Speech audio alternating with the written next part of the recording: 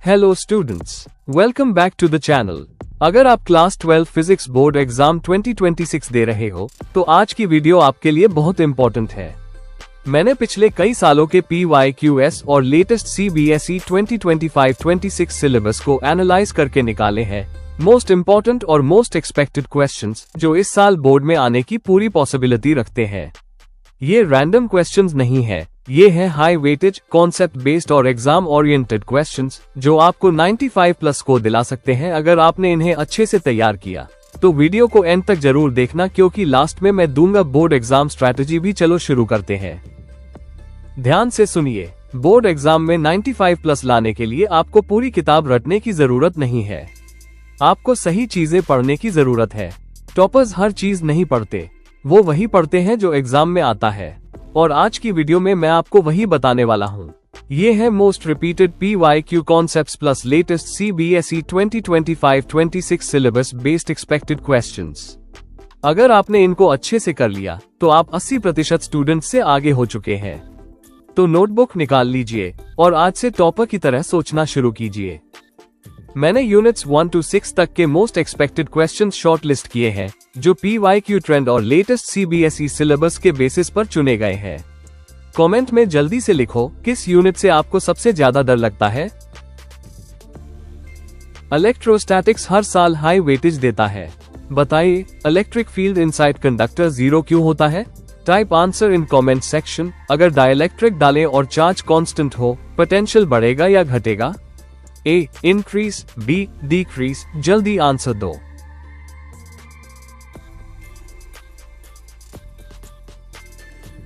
Drift velocity कितनी होती है अप्रॉक्स?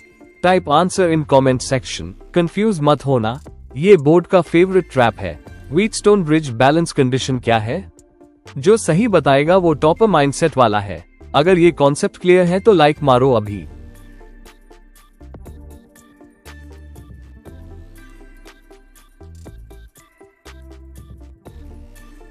अगर वेलोसिटी और मैग्नेटिक फील्ड पैरेलल हो तो फोर्स कितना होगा?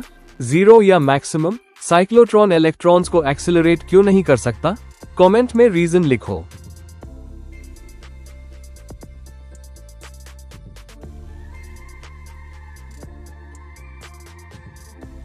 Now think carefully. Induced EMF किस पर डिपेंड करता है?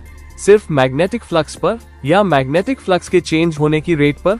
जरा याद करो फैराडेज लॉ। हाँ, इंड्यूस्ड EMF प्रोपोर्शनल होता है rate of change of magnetic flux के। बहुत स्टूडेंट्स यहाँ गलती करते हैं क्योंकि वो सिर्फ फ्लक्स पढ़ते हैं, पूरा स्टेटमेंट नहीं समझते। इसलिए कॉन्सेप्ट क्लियर रखो, स्टैटिक फ्लक्स से EMF जनरेट नहीं होता, चेंज इन फ्लक्स जरूरी है। बताओ, अगर मैग्नेटिक फ्लक्स कांस्टेंट रहे तो EMF जनरेट होगा क्या? सोचो, नहीं होगा। क्यों? क्योंकि चेंज ही नहीं है। ऑलराइट स्टूडेंट्स, अब हम बात करते हैं यूनिट 5 ऑप्टिक्स की। ये यूनिट स्कोरिंग है, लेकिन सिर्फ तब जब आपको बेसिक कॉन्सेप्ट्स क्लियर हो।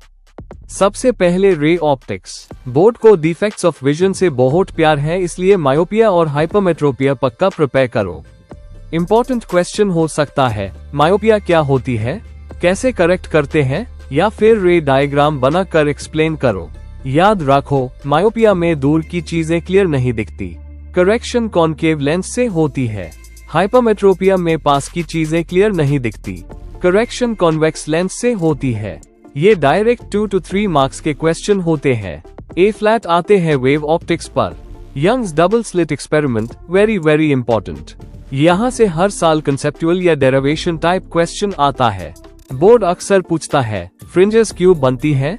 कंस्ट्रक्टिव और डिस्ट्रक्टिव इंटरफेरेंस क्या होता है?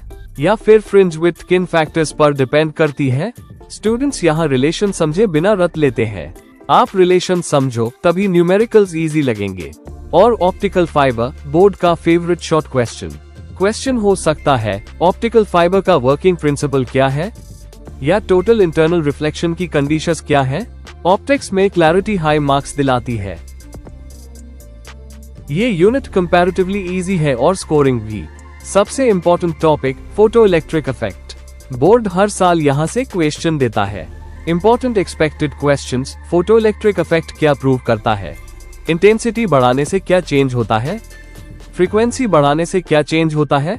यहाँ स्टूडेंट्स कंफ्यूज हो जाते हैं। इंटेंसिटी बढ़ाने से करंट बढ़ता है, फ्रीक्वेंसी बढ़ाने से इलेक्ट्रॉन्स की काइनेटिक एनर्जी बढ़ती है। बोर्ड इसी डिफरेंस पर ट्रैप करता है। Next important area, threshold, frequency और वर्क फंक्शन। क्वेश्चन आता है, वर्क फंक्शन किन फैक्टर्स पर डिपेंड करती है? आंसर, मेटल पर डिपेंड करती है। बोर्ड पूछ सकता है, मैटर वेव्स क्या होती है, या वेवलेंथ किस चीज पर डिपेंड करती है? बस याद रखो, पार्टिकल का मोशन जितना फास्ट, वेवलेंथ उतनी कम। और न्यूक्लियर पाथ में हाफ लाइफ क्या होती है? क्या हाफ लाइफ टेम्परेचर या प्रेशर पर डिपेंड करती है? आंसर, नहीं। मॉडर्न फिजिक्स में अगर कॉन्सेप्ट क्लियर है तो फुल मार्क्स मिलते हैं। अगर आप ऑनेस्टली इन टॉपिक्स को क्लियर कर लेते हो तो आप बोर्ड एग्जाम के लिए स्ट्रांग पोजीशन में हो। यूनिट 1 और 2 में क्लैरिटी जरूरी है, वहां से न्यूमेरिकल्स और डायरेक्ट कंसेप्चुअल क्वेश्चंस आते हैं। यूनिट 3 और 4 में एप्लीकेशन बेस्ड थिंकिंग चाहिए। सिर्फ फॉर्मूला याद करना इनफ नहीं है, कॉन्सेप्ट समझना इम्पोर्टेंट है। यूनिट 5 और 6 स्कोरिंग यूनिट्स है। यहाँ अगर कंफ्यूजन क्लियर है तो मार्क्स पक्के मिलते हैं। मैं आपसे सिर्फ एक चीज बोलूंगा, सिर्फ वीडियो देखने से मार्क्स नहीं आते। खुद लिख के प्रैक्टिस करो, PYQs सॉल्व करो और रोज थोड़ा रिवाइज करो। कमेंट करके बताओ कौन सा यूनिट अभी भी थोड़ा वीक लग रहा है। मैं इस पर डिटेल्ड सेशन बनाऊंगा। अगर वीडियो जेन्युइनली हेल्पफुल लगा हो तो लाइक कर देना और अपने स्टडी पार्टनर के साथ शेयर कर देना। बोर्ड एग्जाम टफ नहीं होता, बस प्रिपरेशन डिसिप्लिन होनी चाहिए। Stay consistent, stay confident. All the best.